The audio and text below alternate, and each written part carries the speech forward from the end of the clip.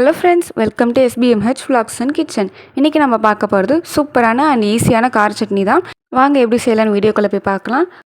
பேனில் வந்துட்டு ஒரு 2 டேபிள் ஸ்பூன் அளவுக்கு ஆயில் ஊற்றி ஒரு 7-8 பல் பூண்டு வந்துட்டு இதில் ஆட் பண்ணி ஒரு 5 வரமிளகாய் போட்டு நல்லா மிக்ஸ் பண்ணிக்கோங்க. இது கொஞ்சம் மிக்ஸ் ஆனதுக்கப்புறம் 2 பெரிய வெங்காயம் நீட்டாக கட் பண்ணி வச்சுருக்கேன், அதையும் ஆட் பண்ணி நல்லா வதக்கிக்கோங்க. வெங்காயம் வந்துட்டு ஒரு கோல்டன் ப்ரௌன் கலரில் இருக்கணும். பாருங்கள், இந்த அளவுக்கு வதங்கினா போதும்.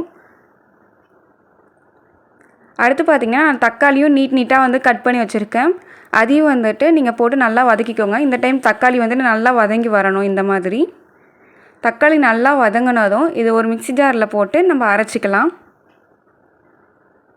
பாருங்கள், மிக்ஸி ஜாரில் ட்ரான்ஸ்ஃபர் பண்ணிவிட்டேன். இப்போ போய்ட்டு இதை அரைச்சி எடுத்துகிட்டு வந்துடலாம்.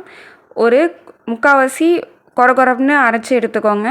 இதில் வந்துட்டு கொஞ்சமாக உப்பு சேர்த்துக்கலாம், எவ்வளோ தேவையோ அந்தளவுக்கு உப்பு சேர்த்துக்கிட்டு அதுக்கப்புறம் போய்ட்டு ஃபுல்லாக அரைச்சிக்கோங்க சட்னி மாதிரி. பாருங்கள், சட்னியை நம்ம அரைச்சி எடுத்துகிட்டு வந்தாச்சு. இதுக்கு நம்ம ஒரு தாளிப்பு கொடுத்துக்கலாம். இப்போ வந்துட்டு நான் ஒரு தாளிப்பு கரண்டி வந்துட்டு அடுப்பில் வச்சு 1 டேபிள் ஸ்பூன் அளவுக்கு ஆயில் ஆட் பண்ணி எண்ணெய் கொஞ்சம் சூடானதும் கடுகு சேர்த்துக்கோங்க.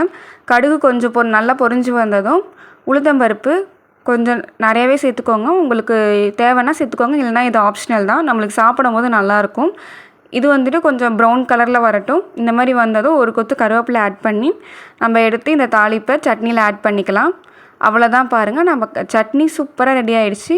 இந்த சட்னியை நீங்கள் செஞ்சு பார்த்துட்டு எங்களுக்கு எப்படி இருக்குன்னு சொல்லுங்கள். இந்த சட்னி இட்லி தோசைக்கு அவ்வளோ சூப்பராக இருக்கும். இந்த வீடியோ உங்களுக்கு பிடிச்சிருந்தால் லைக் பண்ணுங்கள், ஷேர் பண்ணுங்கள், கமெண்ட் பண்ணுங்கள் அண்ட் மறக்காமல் சப்ஸ்கிரைப் பண்ணிவிடுங்க. இந்த சட்னி எப்படி இருக்குன்னு சொல்லிட்டு எங்களுக்கு கமெண்ட் செக்ஷனில் கமெண்ட் பண்ணுங்கள். தேங்க்யூ.